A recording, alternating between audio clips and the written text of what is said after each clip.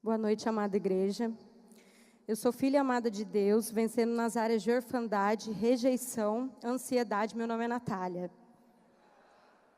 Eu vim de uma família disfuncional e não fui planejada. Minha mãe engravidou aos 14 anos e meu pai fez isso porque sabia que se casaria com ela. Naquela época, meu avô, muito rígido, vendo toda a situação e sabendo que meu pai não seria um bom marido, deu a opção para minha mãe de não se casar e que ajudaria na minha criação. Mas como tudo tem um propósito, minha mãe optou por se casar com meu pai. Viemos de Barra Mansa, no Rio de Janeiro, e fomos morar em Atibaia. Minha mãe descobriu a primeira traição do meu pai e decidiu vir morar em São José, com o meu avô. Pouco tempo depois, ela decidiu perdoar o meu pai. Desta união, tenho mais 2 irmãos, a Bianca e o Wallace, que me deram forças em duras batalhas, que para continuar em muitos momentos. Me lembro de pouca coisa da minha infância. O que me deixava feliz era quando os meus pais se entendiam e não brigavam. Meu pai era caminhoneiro e sempre estava fora de casa. Sentíamos muita falta dele. A minha mãe trabalhava para sustentar a casa. O meu pai, mesmo tendo um bom emprego, não fazia o papel de provedor. Pagava o aluguel para termos um teto para morar, mas não fazia as demais coisas. Era sempre a minha mãe que tomava conta de tudo. O que me marcou neste período foram as vezes que não tínhamos o que comer em casa. A minha mãe trabalhava de empregada doméstica e o dinheiro mal dava para pagar as contas. Meu pai sofreu um acidente quando era mais novo e tomou medicamento por muitos anos, o que impedia de beber. Certa vez, minha mãe decidiu ir a uma festa de casamento de amigos da família, coisa que meu pai não gostava. Ao retornarmos, havia uma música que tocava bem alto no rádio, e o meu pai, bêbado, deitado no chão da sala. Depois daquele dia, tudo mudou. O médico havia dito a ele que ele poderia ter parado de tomar o remédio há muitos anos e voltar a beber. E tudo mudou a partir daquele momento. Ele ficou mais agressivo, me batia muitas vezes. Algumas eu nem sabia o motivo. Me lembro do dia em que no meio da rua ele me xingava muito.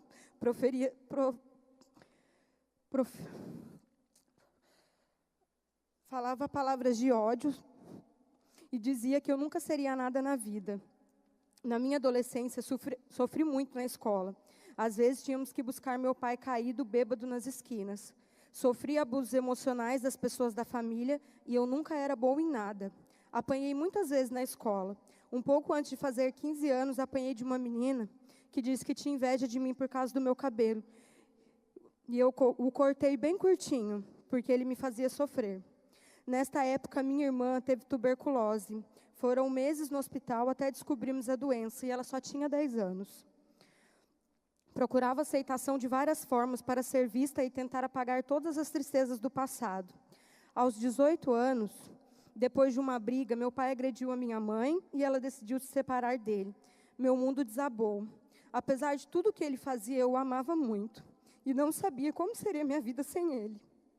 Meu pai, em uma tentativa de se vingar da nossa família, entregou a casa que morávamos para a dona da casa. Ficamos sem ter para onde ir. Nossos familiares aqui de São José nos acolheram. Minha irmã, muito novinha, não aceitou a separação e tomou veneno para se matar. Hoje eu sei que Deus estava ali e não permitiu que o pior acontecesse. Para mim, Deus era algo muito distante e eu achava que Ele não gostava de mim. Por isso, eu passava por tudo aquilo. Sempre achei que para chegar a Deus teria que passar por algo ou por alguém, um intermediador, que neste caso não era Jesus. E eu não era digna do seu amor. Pedi a Deus muitas coisas e uma delas era um marido bom e honesto.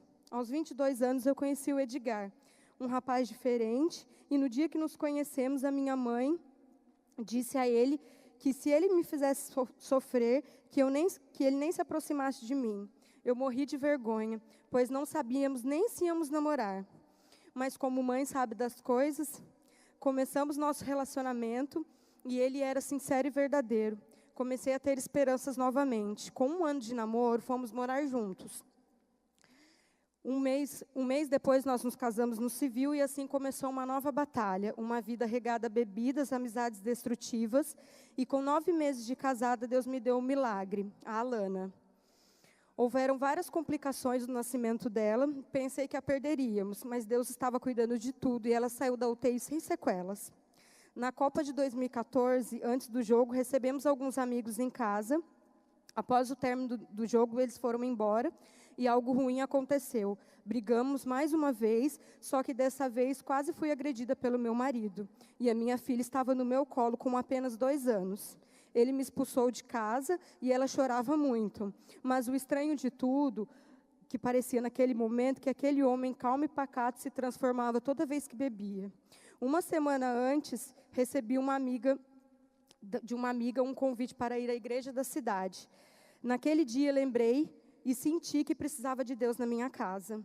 Aceitamos o convite, mas meu marido, na mesma hora, disse aos nossos amigos: eu não quero ser crente, mas vamos lá conhecer. Ficamos abismados com a mudança desse amigo. Ele era um amigo de muitos anos do meu marido, de baladas e bebidas. E pensei, se Deus mudou ele, pode mudar o meu marido. Entrei em uma célula sozinha, meu marido estudava na época e usava isso como desculpa para não ir.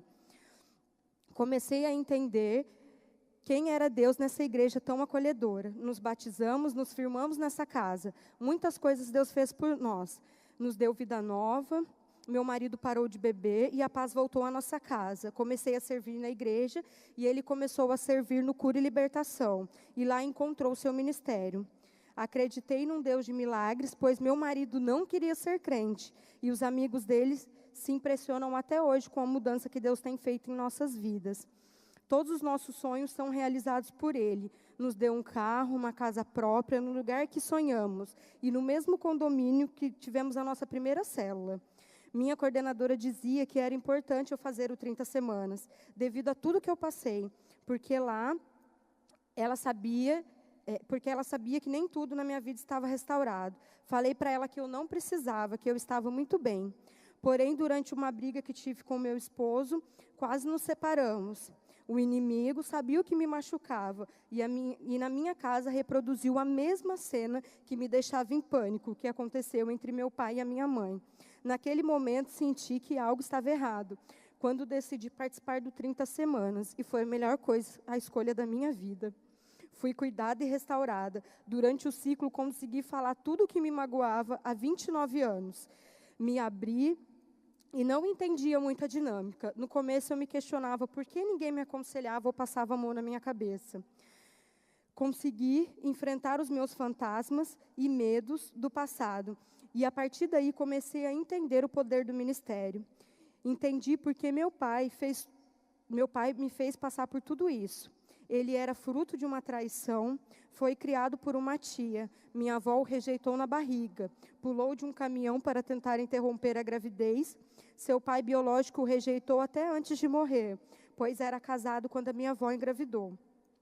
Quando meu pai nasceu, uma tia pegou a minha avó na beira do Paraíba tentando jogá-lo. Foi muito maltratado pelo tio que o criou, tendo muitas vezes que se esconder no mato, atrás da casa, porque meu tio não o aceitava, e ele não podia entrar na casa antes do meu tio dormir. Deus me disse que ele só me entregou aquilo que ele recebeu, e que não era culpa dele. Me livrei de tudo que o diabo disse sobre mim, e senti que Deus me amava. Em dezembro do ano passado, tive a oportunidade de perdoá-lo, no Natal. Ele passou 3 dias comigo, na casa da minha avó. E como nunca tinha visto antes, ele não bebeu uma gota de álcool. Pedi tanto a Deus este momento e ele o preparou. Meu pai estava calmo, carinhoso, algo que nunca tinha visto, mas sempre sonhei. Pude dizer tudo, que eu o amava e o perdoava por tudo que ele havia feito. Ele me pediu perdão por não ser o bom pai, e tudo que eu precisava ouvir. E Deus sabia que essas palavras me curariam. Hoje eu sirvo no 30 semanas para honrar tudo que Deus fez por mim e ajudar as pessoas. E para mostrar que o Deus de milagres existe e que Ele faz através de Cristo Jesus. E que depois da tempestade sempre vem a calmaria. E que Ele está conosco. O 30 semanas trouxe de volta a minha esperança, restaurou o meu casamento, a minha vida e a minha família. Aqui Deus me curou e eu continuo minha cura, conforme a palavra do Senhor nos afirma em Jeremias 29:11. Porque sou eu que conheço os planos que tenho para vocês, diz o Senhor. Planos de fazê-los prosperar e não lhe causar danos. Planos de dar-lhe esperança e um futuro. Obrigada pelo silêncio de vocês.